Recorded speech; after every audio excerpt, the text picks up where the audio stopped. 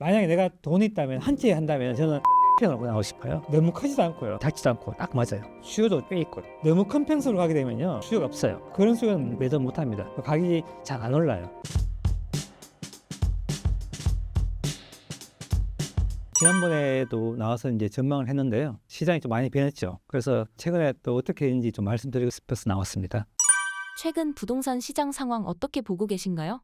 대출 규제가 8월 달 나오고요. 지금 9월부터 거래가 많이 줄었거든요. 전국적으로 똑같은 현상이고, 특히 서울이 많이 줄었어요. 10월은 9월보다는 조금 늘었거든요. 늘은 폭은 서울이 좀 덜 늘었고요. 지방이 좀 더 많이 늘었고, 근데 그 전체 상황 거래는 좀 줄어져 있습니다. 그래서 시장이 좀 안 좋은 거 맞고요. 그 지난주에 우리가 처음으로 실거래가가 마이너스 나왔어요. 서울이 이제 본격적으로 하락이 아니냐 그렇게 이야기하시는 분들 많고요. 근데 저는 좀 다르게 보는 게 11월, 12월, 1월쯤 되게 되면은 은행에서 대출 총량이 있거든요. 총량이 이제 거의 끝나는 시점이기 때문에 매년 12월, 1월 달은 거래가 줍니다. 근데 그게 이제 원래는 조금 빨리 대출 규제 나와서 빨리 나온 거죠. 근데 이게 이제 내년에 다시 대출이 늘어나게 되면은 상승할지는 지켜봐야 되거든요. 근데 우리가 시장을 전망할 때는 매매로 전망하는 게 아니고요. 다른 것으로 전망해요. 매매로 움직이는 거는 정말 많거든요. 근데 이게 지속성이 있냐 없냐는 또 달라요. 근데 이게 이제 대출 규제는 지속성이 없는 그 정책이거든요. 그리고 내년에 또 풀릴 수가 있습니다. 요 그래프를 한 개 딱 보여드릴게요. KB 이제 부동산에서 나온 자료인데요. 여기 파란색이 매매 전망이고 붉은색이 전세 수급입니다. 전체 두 개의 그래프가 모양은 비슷해요. 근데 이 전망을 한번 보세요. 전망은 몇 달 사이에 올랐다 내렸다 막 반복하죠. 왜 이렇게 반복하냐면은 정부의 정책이 나올 때마다 전망을 바꾸는 거예요. 전망 누가 하냐? 부동산 소장님들 합니다. 그 손님이 많이 오면은 전망 상승 전망하고요. 적게 오게 되면 하락 전망하는 거예요. 그래서 이렇게 몇 달마다 바뀌거든요. 올랐다 떨었다. 지금 그러면 하락 전망했거든요, 또. 근데 결국에는 밑에 한번 보세요. 이 전세 움직임으로 똑같이 움직이거든요. 결국은 전세가 시장의 방향이지 매매는 시장의 방향이 아니에요. 하나의 현상이라고 보시면 돼요. 그러니까 여러 가지 현상에서 매매는 움직일 수 있어요. 우리가 뭐 어떤 특정 지역에 호재가 있던가 아니면 뭐 GTX 효과 이런 걸 움직일 수 있거든요. 근데 이게 단기로 끝나는 거야, 장기로 가는 건 다른 거거든요. 근데 이 전세는 전세 부족에서 전세 상승이 나오고요. 매가 상승이 나오게 되면 이거 오래 갑니다. 근데 이게 지금 아직 시작 안 됐어요. 이게 본격적인 건 내년에 시작되거든요. 그 좀 지켜봐야 되고 이 전망이 만약에 이번에 소장님이 하락 전망 있잖아요. 전망한 다음에 우리가 전세 수급이 계속 올라가잖아요. 얘 두 개가 결국 또 만나요. 그 만나는 게 울산에서 잘 보이거든요. 울산을 설명드릴게요. 여기 보게 되면은 울산도 우리가 전세 매매 전망하고 전세 수급하고 비슷한 그림이죠. 근데 여기 차이 나는 때가 있습니다. 이 시점에 보게 되면은 여기는 전망을 하락 전망 하잖아요. 하면 떨어져요. 떨어지는데 전세 수급은 계속 올라가요. 근데 결국엔 뒤에 가서 만나요. 만나면서 매매가 상승하거든요. 전망은 계속 바뀌어요. 우리 전문가들도 전망 계속 바뀌잖아요. 우리 소장님도 계속 바뀌어요. 그분들은 손님 오는 거나 전화 오는 양에 따라서 그냥 전망한다고요. 그 내부의 진짜 모습은 계절이 바뀌듯이 천천히 바뀌고 있는 거고요. 그게 물 밑에서 우리가 겨울에 얼음이 이렇게 녹잖아요. 얼음 위에 얼어져 있지만은 밑에는 녹고 있잖아요. 그게 이제 봄으로 가는 거고 얼음이 계속 두꺼워지면은 겨울로 가는 거잖아요. 그런 것처럼 눈에 보이지 않는 것들이 뭐냐면 전세예요. 전세가 시장 전망이거든요. 그래서 전세가 결국에는 시장 전망하고 일치해서 가기 때문에 전세로 전망하는 겁니다. 그 수치가 나와 있어요. 그 수치가 얼마냐면은 한 150에서 160 정도 와야 되는데 전세 수급이에요. 거기에 도착한 도시가 지금 네 군데 안 됩니다. 전국적으로. 그래서 매매가 잠깐 움직인 거는 우리가 정부의 어떤 정책으로 잠깐 이제 좋아질 수 있어요. 겨울로 가다가 최근에 날씨가 되게 따뜻했죠. 근데 겨울 가잖아요, 결국에는. 그런데 봄으로 가다가 우리 꽃샘춤이 있죠. 그래서 날씨가 따뜻해지죠. 똑같아요. 그건 매매가는 우리가 어떤 위에 어떤 영향으로 싹 바뀌어요. 근데 결국에는 계절이 바뀌듯이 바뀝니다. 그게 제가 말하는 건 그거예요. 우리가 상승 환경을 만들고 그 하락 환경을 만드는 거는 전세가 만들어요. 계절은 우리가 따뜻하게 만드는 거잖아요. 그러니까 춥게 만드는 거잖아요. 그 환경을 조성하는 거잖아요. 그 조성하는 게 전세입니다. 그래서 전세의 움직임이 결국에는 매매의 움직임이거든요. 그래서 지금은 상승으로 가고 있는 시기예요. 근데 그걸 정부의 정책으로 조금 당겨온 게 신생아 대출이라든지 작년 우리가 특례 대출 요때예요. 원래는 그게 아니었었어요. 이게 지금 울산이 이제 전세 수급인데요. 전세가 어느 정도 왔는가 되게 중요한데 전세가 가장 높은 게 없는 게 뭐냐면 울산, 강원도, 춘천, 충북 이렇게 다 지방에 있어요. 근데 지방은 매매까지 안 움직이고 있거든요. 근데 계절은 뭡니까? 봄에서 여름으로 차지 가고 있다고요. 위에는 뭡니까? 안 움직이고 있어요. 근데 나쁘게 표현하잖아요. 안 좋다 이렇게 하는데 실질적으로는 지방이 괜찮거든요. 그래서 저는 계속해서 지방이 내년에 좋아질 거라고 말씀드리는 이유가 이런 물 밑에서 움직이는 게 사실 수도권보다 지방이 좀 더 좋아요. 그래서 전세가 움직이는 모습을 보게 되면 여전히 서울도 좋아지고 있지만은 지방이 더 좋다. 어떤 지금 현재의 상태에서 이 전세가 매매를 움직일 수 있는 그런 여건돼 있는 데는 지금 울산하고 강원도, 전북, 충북 요 네 개밖에 없어요. 그 도시들은 지금 전세가 매매를 움직이는 그런 시장입니다. 시장이 달라요. 매매가 전세를 움직이는 때 있고요. 전세가 매매를 움직이는 때가 있어요. 뭐가 다르냐면은 서울 같은 경우는 이렇습니다. 전세에 있는 물건을 누가 사잖아요. 전세 거주자가 밖을 나가요. 그럼 또 다른 전세 찾죠. 그러면 전세 수급이 올라가요. 서울은 그런 과정이고 지방은 달라요. 지방은 전세 수요가 늘어나면서 움직이는 거거든요. 전세 수요가 늘어나서 매매로 움직이면 그때는 더 심각하게 됩니다. 그거하고 달라요. 전세가 매매로 움직이는 거하고 매매가 전세 움직이는 거 다릅니다. 지금은 후자가 더 위험하거든요. 후자가 더 위험한 건 지금 지방이 그렇게 가고 있어요. 그래서 지금 시장이 약간 다르긴 한데 전체적인 방향은 똑같은데 시장이 좋은 방향은 지금 지방이 조금 더 가 있다 이렇게 보시면 될 것 같습니다. 전세 시장에 영향을 미치는 요인은 어떤 게 있을까요? 전세는 지금 내년부터 이제 공급이 본격적으로 줄어들기 시작하거든요. 원래 2022년도에 우리가 이제 빠르면 2021년도고 22년부터 하락했기 때문에 하락 시점부터 3년 된 시점부터 공급 줄거든요. 그게 25년이에요. 그래서 그게 전국적으로 시작은 되고요. 그리고 이제 우리 전세 수급에 영향을 주는 것은 뭐냐면 현재 나오는 입주 물량하고요. 2년 전, 그러니까 2022년 물량, 그리고 2020년 물량, 2020년 입주했는 물량하고 22년 물량하고 현재 물량하고 이 세 개가 시장에 가장 큰 영향을 줍니다. 왜냐하면 전세가 2년 돌아가잖아요. 4년 돌아가죠. 그래서 만기돼서 나오는 물량하고 새롭게 들어오는 물량 있죠. 그 물량 합쳐서 우리 전세 수급에 영향을 줘요. 그래서 우리 울산 앞에 보여드렸다시피 울산이 전세 수급이 가장 높은 것은 2020년부터 물량이 없었거든요. 그러면서 전세 수급이 가장 높게 나와 있는 겁니다. 그렇게 되면은 26년, 27년까지 물량이 지금 적당히 얘기 많거든요. 그러면은 뒤로 갈수록 우리가 전세의 어떤 영향은 더 크게 되거든요. 그리고 이제 그 최근에 이제 춘천 주공 이제 입주가 시작됐잖아요. 이제 12,000세대가 돼 있는데요. 거기 나와 있는 매물량을 보게 되면은 전세는 한 3,000건 조금 넘고요. 매물은 한 600건 중반쯤 돼요. 이게 시장에 이제 어떻게 영향을 줄 건가를 잘 이제 우리가 이제 파악할 필요가 있잖아요. 물량 자체로 보면 많은 물량은 아닙니다. 왜 그러냐면은 춘천 주공이 12,000세대에서 660건 정도 제가 어제 보니까 660건 돼요. 지금 좀 더 늘었는지 모르겠지만은 한 5.5% 됩니다. 우리 주택 재고가 1,200만 채예요. 아파트가. 그중에서 1년에 평균 거래량이 62만 채예요. 그게 5.5%입니다. 5%예요. 재고 주택이 딱 5에서 6%가 우리가 늘 나와 있어야 되는 거예요. 그럼 춘천 주공이 딱 그 물량이 지금 매도 물량이 나와 있고요. 근데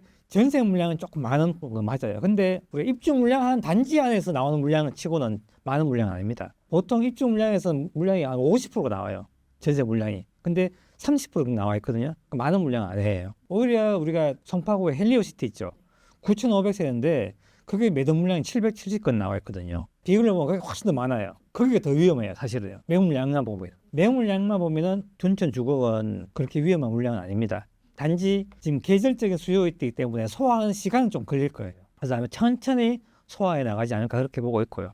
주위의 영향은 제가 보기에 위치적으로 보게 되면은 송파하고 강동에 영향을 줄 수 있는 위치거든요. 가격대가 좀 맞아야 되는데 가격대가 좀 안 맞아요. 이동하는 수요 가격대가 그렇기 때문에 자체적으로 소화하면서 시간이 조금 걸리는 그런 단지일 가능성이 크다 그렇게 보고 있습니다.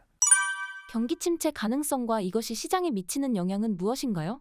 경기가 내년 되게 나쁘다고 이야기하시잖아요. 근데 우리가 거시적으로 보시는 부분 있고 아니면 미시적으로 보시는 분 있는데 저는 개인적으로 조금 미시적으로 보는 편이거든요. 왜냐하면은 거시 경기를 예측한다는 게 우리 일반인들은 굉장히 힘듭니다. 그리고 우리가 경제를 예측한 다음에 그걸 부동산에 대입해서 상승 하락을 예측하기가 쉽지 않아요.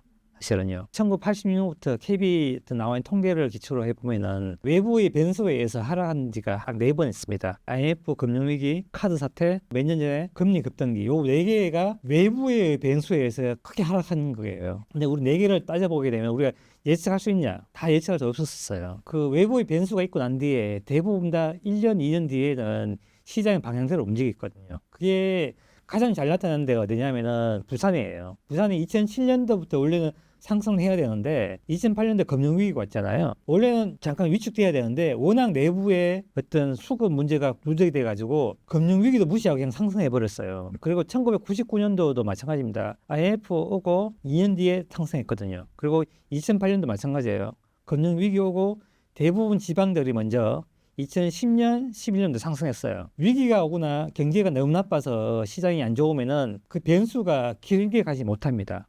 한 해 정도 밀려요. 그래서 만약에 내년에 경기가 너무 안 좋다, 예상하고 틀렸다 그러면은 1년 뒤로 밀린다고 생각하시면 됩니다. 그렇게 예상하는 게 더 효과적일 거예요. 아니면은 그걸 너무 우리가 경제를 가지고 시장 대입하다 보면은 예측 힘들어져요. 그렇게 예측하시지 마시라고 좀 말씀드리고 싶어요.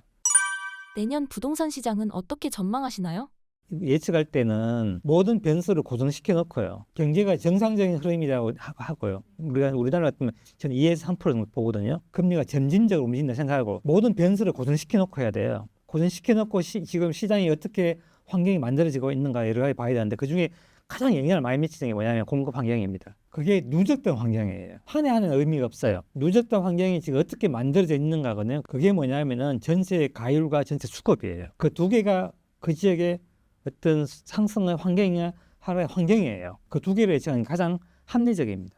제가 볼 때는. 근데 우리가 변수를 예측할 수 있다면은 가장 좋죠.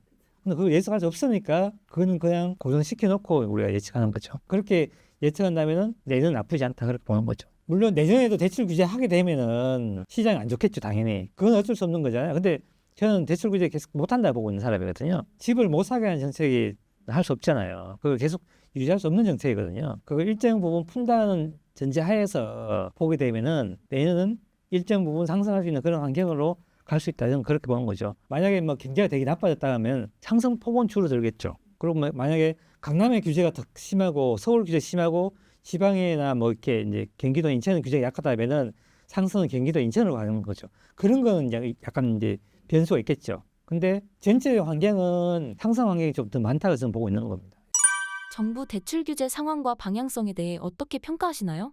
정부가 어떤 시장을 바라본 그 스탠스가 있거든요. 서울이 너무 많이 오랐다 이런 그 생각을 하시는가 봐요. 그래서 대출 규제 나왔고 급하게 나왔기 때문에 시장 충격이 너무 컸죠. 그러면서 뭐 전국적으로 지금 다 거래가 급감하면서 그렇게 이제 영향을 줬는데 정부는 그런 것 같아요. 이제 공급 정책이 먼저 나왔거든요. 근데 공급 정책은 시장에 영향을 주는 게 시차가 있으니까 일단 수요부터 먼저 움직임을 좀 잡고 후에 공급을 통해서 시장 안정시키는 목적인 것 같아요. 시그널을 그렇게 준 거죠. 또 뭐 최근에 보니까 뭐 공급 정책을 그린벨트 풀어서 한다 이런 정책도 하잖아요. 공급을 하겠다는 그런 시그널을 다시 주거든 시장에. 그래서 수요들이 움직이지 말라 이런 정책이거든요. 단기적으로 이제 할 수 있는 게 가장 빠른 게 금융 정책이고 대출 규제니까 그렇게 하는 거고요. 계속 할 수 있냐 없냐는 저는 좀 별개라 생각합니다. 그래서 저는 계속 할 수 없다고 보고 있고요. 내년에 정상적으로 대출 풀리면은 또 시장은 시장대로 움직인다 이렇게 보고 있습니다. 그래서 정부는 정부의 어떤 역할을 해야 되죠. 방향은 좀 맞다고 보고 있습니다. 정부의 정책이 시장에 영향이 될 수 있다면은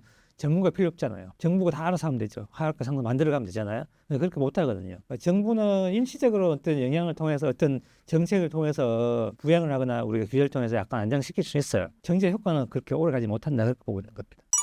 정부의 부동산 정책과 시장 상황이 다르게 작용한 경우가 있었나요?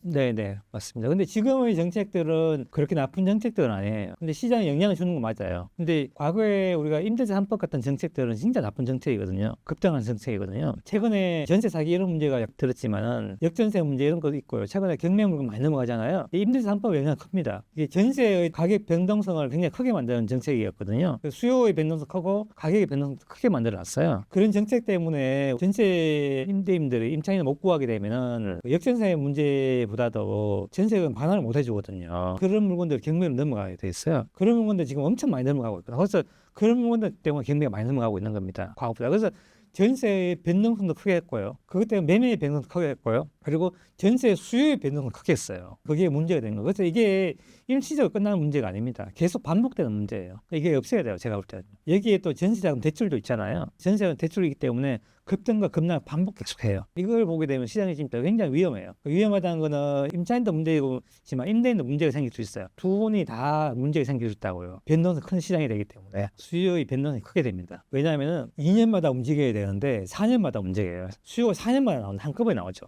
2년 뒤에 가격 5%밖에 못 올려요. 2년 동안. 그러면 그 가격이 갑자기 급등해 버려요. 공급이 되게 되면 또 수요가 확 줄거든요. 그럼 또 전세 확 떨어져요. 그러면 올라갔던 전세를 못 맞추잖아요. 또 역전세 나왔잖아요. 임대인도 문제 생기고 임차인도 전세금을 반환 못 받기 때문에 또 문제 생겨요. 또 그런 부분 또 시장의 경로에 또 넘어간다고. 그러면 이게 반복된다고요. 지금 올랐던 거는 빌라에서 넘어온 수요고요. 예전에 2020년도에 임대차 3법 했을 때 그때가 급등할 때 그때였어요. 20년도라고 올라 4년 차거든요. 2년 차, 3년 차 돼서 23년도에 역전세가 가장 많이 났었어요. 엄청 많이 났었어요. 그때가 가장 힘들었었어요. 그때가 시장의 가장 큰 저점이었어요. 2024년 11월 달하고 12월 1월 달이었어요. 그때가 전국에서 가장 큰 저점이 있고요. 모든 도시가 다요. 그걸 반등하고 지금 올라가고 있는 겁니다. 그래프가 그렇게 나와요. 전세 수급 그래프도 그렇게 나옵니다. 울산 거 잠깐 보여드릴게요. 울산의 전세 수급이 여기에 최저점 찍는 시점이 여기 2023년 1월 달 정도 되거든요. 그 물량을 보게 되면 23년 여기에서부터 해서 전세 물량이 쭉 줄어들어요. 이때가 모든 사람이 다 힘들 때였어요. 전세라 뭔가 반환할 수요도 없고요. 자금도 없고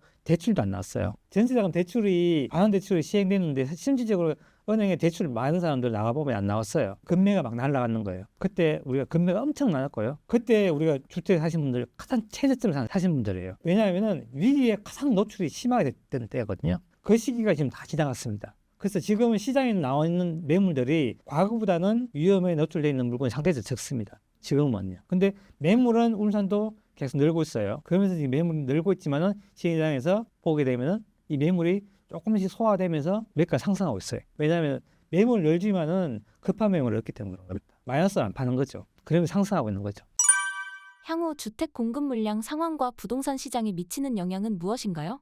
앞에도 잠깐 말씀드렸는데 시작점은 2022년도였고요. 그 3년차가 25년이에요. 가격 하락하고 따라붙는 게 뭐냐면은 반드시 공급 감소예요. 가격 상승하고 반드시 따라붙는 용어가 뭐냐면 공급 증가예요. 2022년도에 가격이 크게 하락했기 때문에 3년 뒤에 공급 감소거든요. 그게 원래 내년이거든요. 이거 전국적 현상입니다. 그래서 이게 본격적으로 시작한 해가 내년이기 때문에 내년을 유심히 지켜볼 필요가 있어요. 특히 지방에서 먼저 시작된 도시들 많거든요. 우리가 몰라서 그렇지. 원래 상승률이 가장 높은 도시가 많은 분들이 서울이라 알고 있죠. 아닙니다. 경상북도 상주예요. 상주가 왜 그런지 아세요? 2020년부터 5년 동안 공급 물량이 빵이었어요. 하나도 없었어요. 그래서 상주가 가장 많이 올랐어요. 원래 상승률 가장 높습니다. 그러니까 아무도 모르죠. 관심이 없으니까. 작은 도시니까. 인구가 9만밖에 안 돼요. 인구가 24% 줄었어요. 90년부터 해서 4분의 1토막 났잖아요. 인구가. 그런데 지금 올라요. 그게 이제 25년부터 시작되니까 26년, 27년에는 상승 확률이 굉장히 높은 거죠. 제가 여름으로 간다 하는 이유가 그런 이유인 거예요. 2020년이나 21년, 22년부터 적은 도시들은 벌써 상승을 시작했고요. 그게 울산이고요. 그리고 뭐 지방으로 가게 되면 전주, 강원도 같은 우리가 작은 도시들 몇 군데 있어요. 그런 도시들이 벌써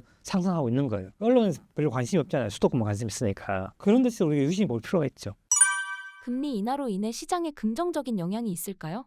대출 금리 인하는 긍정적 요소 맞고요. 근데 실제 최근에 은행에서 가상금리를 올렸거든요. 대출 규제와 함께. 그래서 가상 올렸기 때문에 대출 금리는 더 올라가 있습니다. 시장은 거꾸로 갔죠. 금리와 반대로. 그래서 시장의 영향은 원래는 좋게 해야 되는데 반대로 갔고요. 근데 금리가 이제 방향은 간다는 데에서 시그널을 줬잖아요. 그건 긍정적이라 봐야 되죠. 근데 당장은 금리 인하폭도 작고요. 그래서 당장에 금리가 어떤 시장에 큰 영향을 하지는 못할 거라고 보고 있습니다. 내 집 마련을 꿈꾸는 사람들은 어떤 전략을 준비해야 할까요? 내년에 이제 대출이 안 나오고 있는데요. 대출이 나오게 되면은 저는 지방은 제가 몇 년부터 계속 하라고 말씀드렸고요. 저점 다 지나갔다고요. 지금 또 물론 하락하고 있다고 하지만은 실제 가보면은 옛날에 거래가 띄엄띄엄 되어서 그렇지 반등하고 저점 다 지나가고 있거든요. 그래서 그런 것들을 하시면 되고 서울은 아무래도 조금 판단하기가 조금 힘들 거예요. 왜냐하면은 강남구 같은 경우는 이제 거의 고점까지 다 왔잖아요. 좀 회복한 데도 있고 그러니까 그 대신에 이제 강북이나 이렇게 고점 회복하지 못하는 곳도 있고요. 그리고 또 인천이나 경기도 쪽은 그렇지 못한 지역이 많거든요. 그런 지역을 위주로 선택해도 나쁘지 않다고 봅니다. 대출이 나올 때 선택해서 대신에 그거는 있어야 돼요. 단기로 전망하시면 안 됩니다. 이제 조금 장기로 보셔야 돼요. 내 선택을요. 장기로 거주할 수 있는 지역을 선택해서 머물러야 돼요. 그렇게 해서 내가 판단이 잘못돼서 만약 내년에 또 규제가 나오잖아요. 또 하락할 수 있잖아요. 그러니까 그걸 지나서야 돼요. 근데 대부분 다 우리가 시장에 수익을 못 내는 분들은 단기로 있는 분들이에요. 제 같은 경우는 그렇게 말씀드려요. 하락기가 시작되게 되면은 분양을 신청하라고 말씀드려요. 분양 신청하고 난 뒤에 그 분양 입주하고 3년을 거주하시라고 말씀드려요. 그럼 딱 6년이죠. 그 6년에 시장이 어떻게 됐을까요? 하락기 시작해서 시장 바뀌어 있다고요. 그래서 하락기 시작했을 때는 저는 이제 분양을 신청해서 시간을 좀 벌어보라 이렇게 말씀드려요. 그거는 그렇게 되면은 우리가 어떤 타이밍 맞추는 것보다는 시간을 버는 거거든요. 그럼 조금 더 일반인들이 좀 선택에 타이밍 맞추기 힘들잖아요. 그럼 조금 더 낫죠. 대신에 6년이라는 시간을 거기에서 보내야 되죠. 그래서 내가 오랫동안 거주할 수 있는 지역을 선택하셔야 돼요. 그런 단점은 있습니다. 저는 개인적으로 사실 내년에 물량을 보게 되면 인천은 조금 적은 편 아니거든요. 서울도 올해보다는 조금 많아요. 근데 경기도가 많이 떨어져 있어요. 서울, 인천, 경기도 합치면 물량이 적습니다. 그래서 경기도를 조금 관심 가져보는 것도 괜찮다 이렇게 보고 있어요. 특정 지역을 제가 다 보지 못하기 때문에 말씀드리기 힘들고 전반적으로 경기도 물량이 많이 줄어져 있습니다. 그래서 경기도 내에서도 가격 회복 못한 지역들이 있고요. 그런 지역들을 위주로 보시면 되고 특히 경기도는 우리가 그 서울보다는 아파트의 재고 비율이 되게 높거든요. 일단 구축보다는 신축이나 준신축을 하셔야 돼요. 그게 선택해서 나중에 상승률이 좀 더 높게 나옵니다. 회복도 빠르고요. 그런 선택을 하시면 될 거예요. 개인이 직접 시장 분석하기 위해선 어떤 지표를 확인해야 하나요? 상승 타이밍을 맞추는 거는 서울은 전세 가율과 전세 수급을 보셔야 되고요. 어떤 지역을 선택해서 내가 하겠다는 거는 지역 자체를 다 뜯어 보셔야 돼요. 그건 엄청나게 힘든 과정이에요. 뭐냐면은 제가 얼마 전에 그걸 했었어요. 연도별로 매물량은 다 조사해 봤어요. 울산에 있는 매물량을요. 아파트 매물량 다 뒤져봤어요. 1990년부터 해서 2023년 그 아파트는 다 물량 다요. 짰다요. 매물 어떻게 분포되어 있는가를 다 봤어요. 그렇게 보듯이 경기도에 내가 정말 공부를 많이 하고 싶으면은 물건 다 분석하셔야 돼요. 그거 힘들어요. 근데 해보면은 당연히 많을 거 있잖아요. 한 3일을 하면 돼요. 부산도 제가 해보니까 이틀밖에 안 걸려요. 서울은 좀 더 그러겠지. 인천은 많으니까 제가 볼 때 한 일주일 정도 하면 되거든요. 같이 스터디 하시면 일주일 정도 하시면 되고 혼자만 3일 정도 해야 돼요. 가격 비교 다 하셔야 돼요. 예전에 제가 스터디 할 때 어떻게 했냐면은 그때 이제 부산이 올라갈 때인데 부산 스터디를 했어요. 부산에 있는 아파트들을 싹 다 끌어서요. 가격 조사했었어요. 만약 2000년부터 해서 2023년까지 조사하잖아요. 몇 년까지 올랐는가 조사한 거예요. 올랐는 조사한 것 중에서도 부산은 이렇게 돼 있어요. 부산은 산이 많거든요. 산에 있고 지하철 역세권에 있고 평지가 있어요. 만약 2007년 평지에 역세권까지 올라간 거 있고요. 2010년 언덕인데 못 올라간 거 있어요. 그렇게 분포가 돼 있어요. 시장 정직해요. 딱 가격이 거기 멈춰져 있어요. 그 다음 이렇게 딱 나와요. 조사하게 되면 다 하게 되면 그걸 다 조사해야 돼요. 그러면은 부산의 어떤 특성을 아셔야 돼요. 얘가 언덕에 있는지 지하철 역세권 보이잖아요. 그걸 좀 아셔야 돼요. 그게 인장이 필요한 거예요. 그래서 동탄을 우리 조사하잖아요. 동탄 역을 중심으로 해서 1기신도 2기신도 있잖아요. 역 주변에 있는 아파트를 싹 다 가격을 조사하게 되면 딱 올랐는 선까지 딱 보여요. 여기까지 올랐나. 그 다음 차이가 보입니다. 거기는 아파트 다 해야 돼요. 대신에 근무합니다. 동탄만 한 것이고 경기도 하게 되면 분당해야 되고요. 과천해야 되고 수지 용인 다 해야 돼요. 수원에도 여기 뭐 다 해야 되잖아요. 시험 많이 걸리겠죠. 하게 되면 공부 엄청 많이 됩니다. 대신에 그렇게 한번 해보시기 바랍니다. 수도권과 지방의 가장 큰 차이는 무엇인가요? 부동산에 최근에 양극화가 생겼던 이유가 근본이 뭐냐면은 성장에 달려 있거든요. 부동산에서 성장은 뭐냐면은 전세 상승률이에요. 주식으로 이제 비교하자면은 삼성전자 원래 매출이 이제 안 좋다 하잖아요. 뭐 이야기 많잖아요. 근데 우리가 미국의 엔비디아는 매출 엄청 늘었다 하잖아요. 주택에서 매출이 뭐죠? 전세 상승률이잖아요. 그게 월세 상승률이잖아요. 똑같은 거예요. 전세 상승률이 높은 게 어디냐 있냐면은 서울에 많이 있어요. 서울에 평균 전세 상승률이 7.8%고 대구는 6%밖에 안 되고 그리고 부산은 6.2%밖에 안 되고 도로 내려가게 되면 4%밖에 안 돼요. 그러니까 좋은 기업들이 서울에 다 있는 거예요. 미국에 애플도 있고 테슬라도 있잖아요. 그 젊은 층들 우리 그거 다 투자하죠. 똑같은 거예요. 서울 투자하는 이유가 그건 거예요. 성장하는 상품들 다 여기 있는 거예요. 성장이 화두거든요. 전세 상승률이 그럼 어디서 나오느냐가 중요하잖아요. 단기적으로는 공급량에서 수급의 밸런스 깨짐이 나오고요. 장기적으로는 전세 수요에서 나오는데 이 전세 수요는 누굽니까? 새로운 수요가 늘어나야 되거든요. 우리 지방에서 대구는 인구가 1년에 5,000명 줄고요. 부산 7,000명이 줄어요. 그분들이 다 어디 옵니까? 다 서울로 와요. 그분 다 전세 찾죠. 전세가 오르잖아요. 전세가 올라서 매가가 올리는 거예요. 그러니까 서울은 막 오르잖아요. 지방 안 오르다 이렇게 하는 거예요. 그게 양극화죠.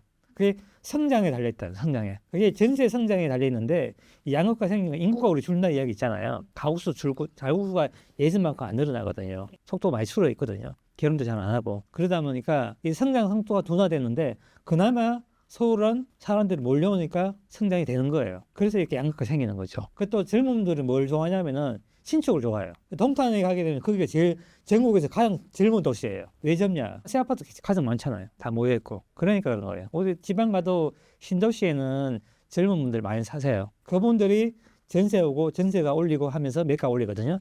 그래서 신축이 많이 올라요. 그래서 신축 오른 거예요. 그래서 다 이유가 있는 거거든요. 그래서 그런 거 이유 때문에 지금 이제 양극화 생기는 거죠. 그러니까 이거는 계속될 거예요. 인구가 더 이상 안 느는 이상은 이 현상은 계속되고요. 그리고 또 하나는 뭐냐면 소득도 관계 있습니다. 소득이 늘어나게 되면은 더 좋은 주거를 찾잖아요. 만약에 소득이 안 는다면은 주택은 하향으로 내려가게 돼요. 밑으로 내려가게 됩니다. 근데 우리는 그렇지 않고 소득은 계속 늘거든요. 그래서 위로 올라가는 겁니다. 예, 그렇게 되면서 양극화가 생기는 거예요. 수도권과 지방의 양극화가 심화되고 있는데 이를 대비하기 위한 전략은 무엇인가요? 선택의 폭을 좁히셔야 되죠. 왜냐하면은 과거처럼 우리가 이제 지방 같은 특히 더 해요. 지방은 아무 것이나 투자해서는 안 돼요. 제가 부동산 유튜브 보다 보니까 이렇게 검색이 막 보이잖아요. 어떤 젊은 한 30대 중반 정도의 어떤 여성분이던데 지방 투자해서 2년 전에 해서 마이너스 3천만 원인가 4천만 원 났대요. 제가 볼 땐 시점도 틀렸고요. 선택도 틀렸어요. 둘 다 틀렸어요. 그건 구축을 하신 거예요. 지방은 구축이 성장이 자꾸 끝나가요. 일시지가 올랐다가요. 옛날 가게 다 돌아갑니다. 그게 지방 구축이에요. 지방은 구축 잘 안 되거든요. 그걸 타이밍을 모르고 들어간 거예요. 지방은 점점점 우리가 선택의 폭을 좁혀야 되고 그나마 서울 수도권은 여전히 수요가 많아요. 그래서 아파트 정도만 가지고 있어도 내가 수익을 낼 수는 있어요. 그 대신에 내가 상승을 조금 더 이제 많이 바란다면은 신축이나 위치 선택이나 이런 건 좀 잠시 좀 더 신중을 하셔야 되죠. 그거는 맞습니다. 그건 어쩔 수 없는 트렌드예요. 최근 얼죽신이라는 단어가 유행인데 신축 아파트의 선호 현상은 더 강해질까요? 네, 제가 그렇게 보고 있습니다. 이거는 첫 번째 조건이 뭐냐면 소득이 늘어나야 되고요. 그리고 우리가 왜 이렇게 됐냐면 시작점이 있어요. 1990년 1기 신도시가 입주가 시작됐거든요. 본격적으로 우리 아파트 시대가 들어간 거예요. 그 전에 아파트 없었던 거 아니에요. 근데 아파트 비율이 굉장히 낮았었어요. 근데 90년 돼서 아파트 비율이 굉장히 크게 올라갑니다. 그게 20년 차 언제냐면은 2010년도예요. 2010년도에서부터 노후화가 급격히 되고 있는 거예요. 그래서 2010년부터 해서 신축 현상이 생기기 시작했어요. 제 책의 1권에 그 이야기 있습니다. 5년 전에 제가 신축효과 벌써 시작됐다. 지금은 30년 차잖아요. 34년 차예요. 노후화가 급격히 시작됐거든요. 그래서 비중 자체가 신축 비중이 되게 작고요. 노후화가 되게 빨라요. 그게 이제 지방이나 이제 되게 심했고요. 그게 서울로 와서 지금 신축이 엄청 많이 상승한 거예요. 그게 제가 19년도에 그때 분양을 받았거든요. 근데 분양받고 그 아파트가 3배가 올라간 거예요. 신축이. 근데 그게 똑같은 현상이 어디 나왔냐? 서울도 나타났어요. 그 당시에 분양받았던 신축이 똑같이 그만큼 올랐어서 2배, 3배 올랐다고요. 그게 이제 전국의 공통 현상이었거든요. 신축 현상이. 그게 저는 계속 간다 보고 있어요. 그래서 지금은 뭐 미분양도 늘어나고 한다 하잖아요. 미분양 늘어나는 건 일시적인 거거든요. 미분양을 조금 관심 있는 분들은 저는 조금 선택해서 참고해 볼 만하다 보고 있어요. 위치 보시고 괜찮다 하시면은 결국 우리가 시간 지나다 보게 되면은 신축이 좋잖아요. 가격 반영이 다 되거든요. 그래서 그런 것들 한번 고민해 보시라. 현재 부동산 시장에서 평형대에 대한 생각은 어떠신가요?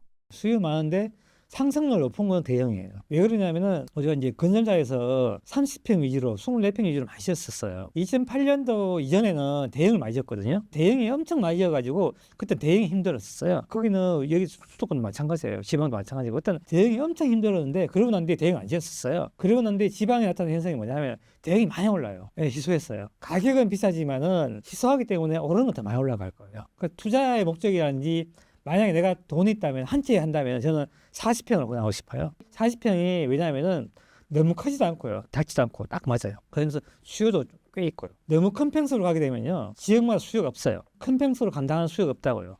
그런 수요는 내가 매도 못합니다. 가격이 잘 안 올라요. 강남이나 우리가 소득 높은 도시 지역 있잖아요. 그런 곳들은 40평 초반에 되게 좋습니다. 그게 많이 올라요. 수요도 많고요. 저는 수요는 바뀐다 보고 있는 사람이에요. 계속 소형 살고 싶으세요? 큰 평 살고 싶죠? 큰 평수 살면 작은 평 못 내려가요. 그건 분명해요. 절대 밑으로 하향을 못 가거든요. 위로 올라가도. 위로 올라가게 되기 때문에 저는 큰 평수 맞다 봐요. 한 개만 나중에 가진다면 저는 큰 평수 하나 말씀드리고 싶고 내가 투자로 한다면 작은 평수도 괜찮아요. 그거는 괜찮아요. 내가 실거주 목적으로 시세 사이트 보고 주거의 만족도 높인다면 저는 40평대를 권하고 싶어요. 호재 소식 위주로 투자를 하는 건 의미가 있을까요? 상승장 안에서는 괜찮은데요. 상승장이 끝나고 나면은 그 효과 없어요. 제가 말씀드리고 싶은 건 우리 서울에 지하철 공사가 멈춘 적이 있나요? 단 한 번도 없죠. 지하철 공사 안 되면 따라갔으면 그분은 어마어마한 부자 됐어야 되잖아요. 그런 거 존재하지 않습니다. 시장이 멈추면 지하철 역세권이나 비역세권 다 하락하게 됐어요. 학군 안에 우학군이라도 안 됩니다. 일시적인 효과는 돼요. 왜냐하면은 어디에 GTX 역세권 생기잖아요. 그 역세권 때문에 수요가 늘어나는 거 맞아요. 그 수요 때문에 임대료 올라가거든요. 그 임대료 매가 반영돼요. 그게 미리 반영되는 거거든요. 그게 지속되냐? 그거하고 별개예요. 그래서 호재를 따라다니지 말라고 좀 말씀드리고 싶어요.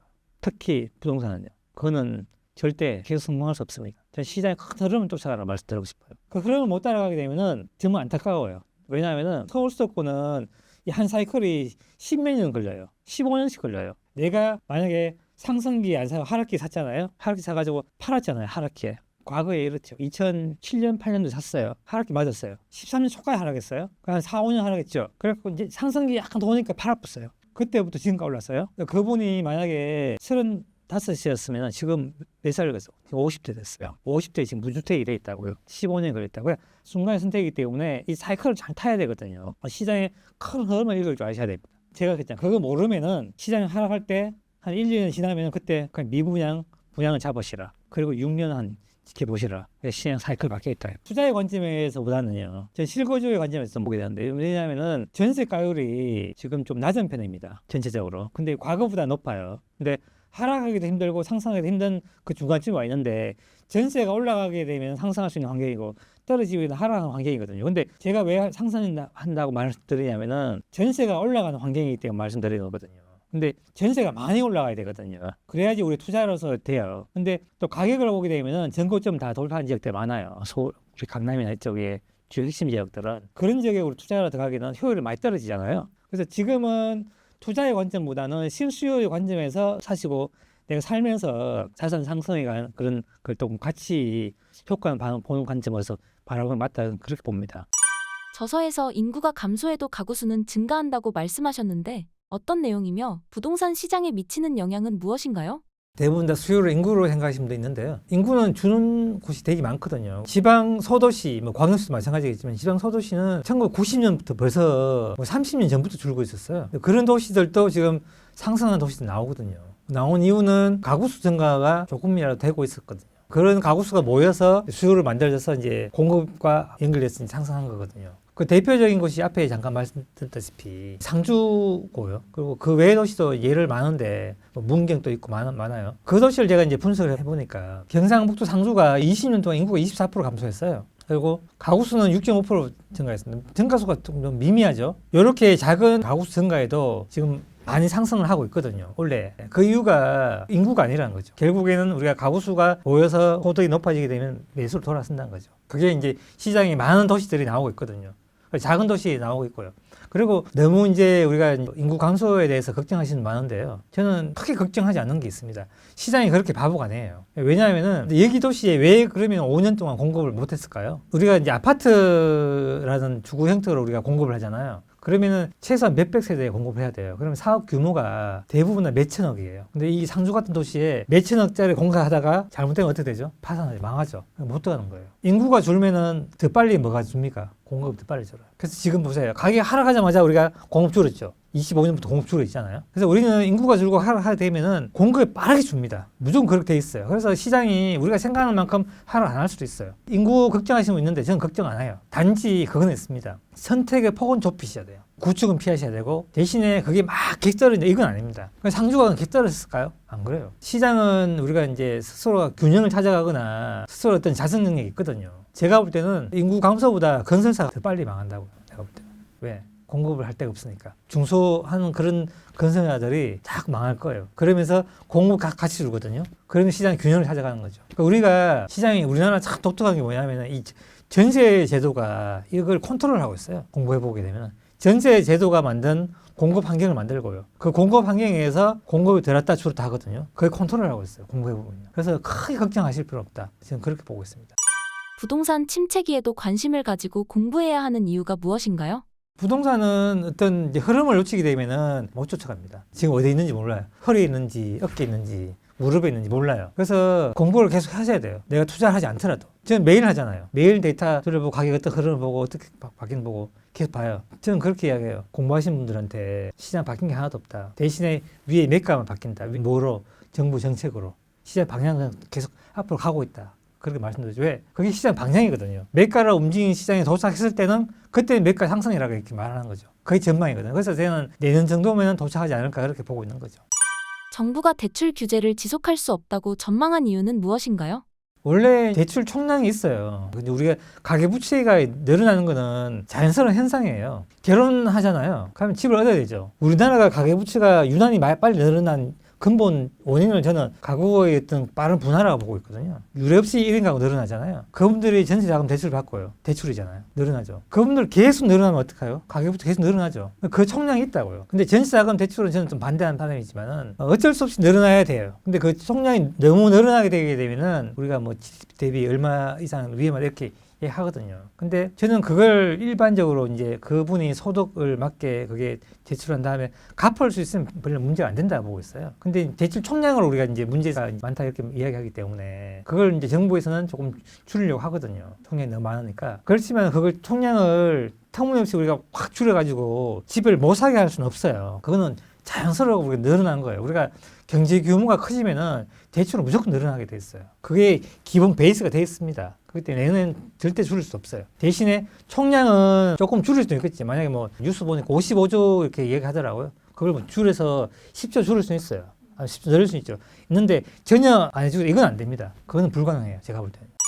내 집 마련을 위한 대출은 어떻게 활용해야 현명할까요? 보통 이제 자가를 할 때 내 자금만 30% 정도 있어야 되고요. 그리고 나머지는 대출을 활용하는 게 좋고요. 근데 최근에 보니까 지금 연끌을 하고 막 이러잖아요. 내가 그 연끌도 내가 소득을 통해서 갚을 수 있으면 괜찮은데 그걸 못 갚기 때문에 지금 문제가 생긴 거거든요. 저는 개인적으로 자기 주관에 따라서 돈을 많이 빌리는 분도 있고 적게 빌리는 분도 있잖아요. 내 어떤 삶의 목표가 좋은 집을 가지고 있다면 저는 거기에 많이 투자를 하라고 말씀드리고 싶고요. 난 내 삶이 만약에 집 외에 다른 데 더 가치가 준다면 좀 그렇게 하지 말라고 말씀드리고 싶어요. 왜냐하면은 여기에 쓰다 보면 얘를 못 갚게 되면은 얘가 흔들리게 되거든요. 그래서 저는 대출을 전체 주택에서는 30% 정도가 적당하다 보고요. 삶의 가치에 따라서 내가 더 빌리는 건 그건 자기 어떤 판단의 사실이라고 말씀드리고 싶어요. 50%, 60% 빌리는 거는 그 이상은 자기가 더 딴 걸 더 줄여서 갈 수 있잖아요. 노후 준비를 위한 부동산 투자는 어떻게 해야 할까요? 말씀드리고 싶은 거는 어떤 집을 선택하는 것보다는 지역을 말씀드리고 싶은데요. 뭐 지역도 어떤 뭐 특정 지역 아니고요. 우리가 이제 전세하고 월세가 있잖아요. 우리나라의 독특한 전세 제도가 만든 매가가 높게 형성되어 있는 거예요. 매가가 높은 건 사실입니다. 왜 높냐 하면은 전세 제도가 만든 우리가 특수성 때문에 그래요. 대신에 월세가 상대적으로 낮습니다. 이게 전세가 점점 줄어들거든요. 앞으로 줄어들게 되면 월세가 올라가게 돼 있습니다. 그 과정에 지금 시작하고 있는 게 지금 월세가 좀 올랐죠. 최근에 그게 시작되고 있는 거거든요. 그래서 저는 나이가 이제 좀 있는 분들한테 전세에서 월세라고 서서히 바꿔 나가라고 말씀드리고 싶어요. 월세 수익률이 높아지고 있는 단계를 가고 있는 과도기라고 보고 있습니다. 그걸 지역을 서울 수도권을 하셔야 돼요. 왜냐하면은 지방에 가게 되면은 월세 수익률은 높아요. 월세 수익률이 6%, 7% 돼요. 대신에 매가는 안 올라요. 근데 서울은 월세 수익률은 낮아요. 강남이 월세 수익률이 1.5%밖에 안 돼요. 근데 매가가 높거든요. 매가 상승이 잘 돼서 그렇거든요. 이게 이제 바뀌거든요. 매가 상승은 줄어들고요. 월세가 잘 오는 시장은 바뀝니다. 이 과도기에 있어 우리가요. 미국 같은 나라나 우리가 다른 나라들은 월세가 잘 올라가고요. 매가가 잘 안 올라가요. 월세 수익률이 되게 높습니다. 반대로. 그래서 그게 전세 제도가 만든 특성이고 월세 제도가 만든 특성이에요. 우리는 전세 제도가 만들어졌기 때문에 투자자가 많이 들어올 수 있는 환경이거든요. 매가 상승이 잘 일어나요. 그렇기 때문에 재건축 통해서 통으로 바꿔버리죠. 우리가 낡은 주택을. 그러면 매가가 올라가잖아요. 근데 미국이나 우리가 유럽 가게 되면 집을 통으로 잘 안 바꿔요. 고풍스러운 집들 많잖아요. 그 왜 안 바꿀까요? 집을 새로 지었어요. 매덕을 들었어요. 월세 1, 20만 올려가지고 그 언제 다 뽑아요. 근데 우리나라는 집을 통째로 바꾸면 매가가 엄청 올라가니까 그냥 통으로 바꿔버린다고요. 그래서 유럽은 어떡합니까? 집은 엄청 옛날 집인데 안에는 다 뜯어고쳐놨어요. 깨끗하게.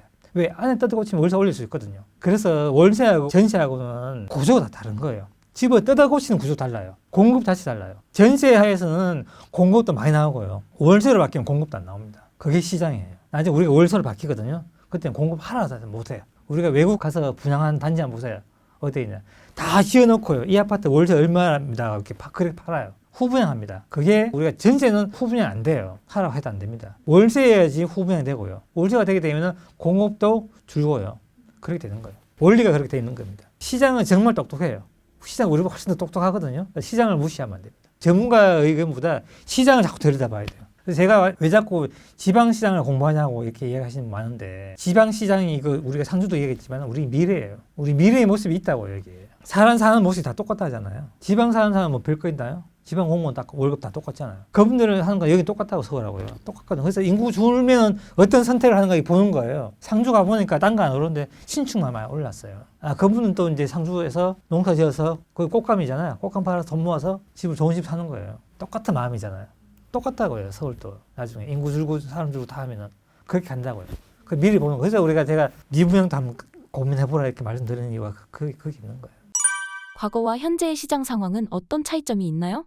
2024년을 과거에 이제 2010년, 12년도 이때가 비슷하게 말씀하시면 계세요. 그래서 하라고 이렇게 내려간다 이렇게 말씀하시면 계시잖아요. 2008년에 떨어졌다가 2009년 올랐다가 다시 떨어졌거든요. 그 시기하고 비슷하다 말씀하시는 분 계세요. 근데 그때하고 지금하고 다른 점이 있어요. 그게 뭐냐면 전세 가율이거든요. 전세 가율이 주택의 사용 가치잖아요. 그때는 전세 가율이 되게 낮았었어요. 이렇게 제가 그래프를 만들어 왔는데 한번 볼게요. 이게 2009년 10월이 전세 가율이 40%였고요. 그러니까 매매가 대비 전세가 40%니까 사용 가치가 40%밖에 안 됐었어요. 지금은 24년 10월에 53.9%예요. 사용 가치가 지금 높게 와 있거든요. 서울의 어떤 평균 사용 가치를 저는 50에서 55%를 보고 있거든요. 그래서 사용 가치에 와 있는 거예요. 근데 여기서 만약에 전세가 올라가게 되면은 사용 가치가 더 높게 가는 거고요. 이 전세가 떨어지게 되면은 사용 가치가 낮게 되는 거잖아요. 근데 지금 공급이 적기 때문에 올라갈 확률이 없잖아요. 그래서 제가 올라갈 확률이 없다 이렇게 판단하는 거고요. 이 경기도 한번 볼게요. 경기도는 2009년 10월에 42.9%밖에 안 됐어요. 사용 가치가. 지금은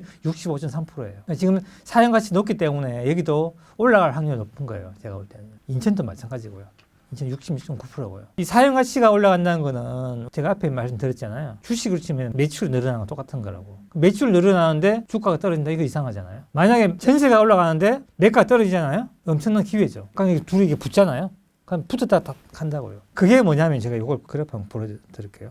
여기에요. 요 그래프인데요. 이게 매매 수급하고 전세 수급인데 이게 뭐냐면 매매는 천천히 올라서 지금 오르긴 하지만 매매는 상승을 못하고 있는 과정이고 여기가 수도권 과거의 과정이고요. 이 전세는 계속 올랐어요. 여기 얘가 붙는 과정이 생겨요. 이 두 개 붙어가 같이 움직여요. 지금은 계속 같이 움직이잖아 수도권이요. 그러니까 매매가 움직이거나 전세가 움직이면은 두 개 같이 움직인다고요. 그러니까 전세가 움직이면 매매가 움직이고 매가 움직이면 전세가 움직인다 이런 식이가 되는 거죠. 지금은 두 개가. 그래서 지금은 과거하고 좀 다르다고 보셔야 됩니다. 그 전세 가격이 높아서 그렇거든요. 그게 2008년, 9년하고 지금하고 다르다. 다른 시스템이다. 그렇게 보시면 될 것 같아요. 신사임당 구독자분들께 한마디 부탁드립니다. 물론 뭐 제가 이제 전망하는 게 다 맞지는 않겠지만은 시장의 어떤 원리를 아시고 좀 투자하시게 되면은 아무래도 시장의 어떤 변수에 휘둘리지 않고요. 그 물건을 어떻게 판단할지 결정할 수 있거든요. 내가 잘못된 판단이어도 어떤 변수에서 바뀌었잖아요. 그럼 이걸 들고 갈 수 있고요. 아니면 매도할 수 있잖아요. 그런 것들은 어떤 내가 이제 어떤 시장을 알 때만 가능하거든요. 그래서 공부를 하셔가지고 선택하시다 보면은 그 내가 어떤 잘못 선택도 시장이 다시 좋아지면은 그 선택이 옳았다는 걸 알 수가 있을 겁니다. 그렇게 좀 생각했으면 좋겠습니다. 네, 감사합니다.